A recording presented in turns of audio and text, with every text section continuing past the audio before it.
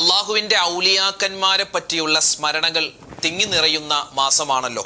അപ്പം അതുകൊണ്ട് ഔലിയാക്കന്മാരൊക്കെ പലപ്പോഴായി പറഞ്ഞിരുന്ന ഔലിയാക്കന്മാരുടെ അടുക്കൽ, അള്ളാഹുവിന്റെ വലിയ ആളുകളുടെ അടുക്കൽ മറ്റ് ചില ആളുകൾ വന്നിട്ട് എന്തെങ്കിലും സ്ഥിരമായി ചൊല്ലാൻ ഒരു ദിക്റ് പറഞ്ഞു തരുമോ, ഒരു തസ്ബീഹ് പറഞ്ഞു തരുമോ, അല്ലെങ്കിൽ എന്തെങ്കിലും ഒരു ഔറാദ് പറഞ്ഞു തരുമോ എന്ന് ചോദിക്കുമ്പോൾ ഔലിയാക്കന്മാർ തിരിച്ചു പറഞ്ഞു കൊടുക്കുന്ന ചില വചനങ്ങളുണ്ട്, ഒരുപാട് കാര്യങ്ങളുണ്ട്. അതിൽപ്പെട്ട ഒരു വചനമാണ് ഇൻഷാ അല്ലാഹ് നമ്മൾ പറയാൻ പോകുന്നത്. അപ്പം അള്ളാഹുവിൻ്റെ വലിയമാര് പറഞ്ഞൊരു വാക്കാണ്.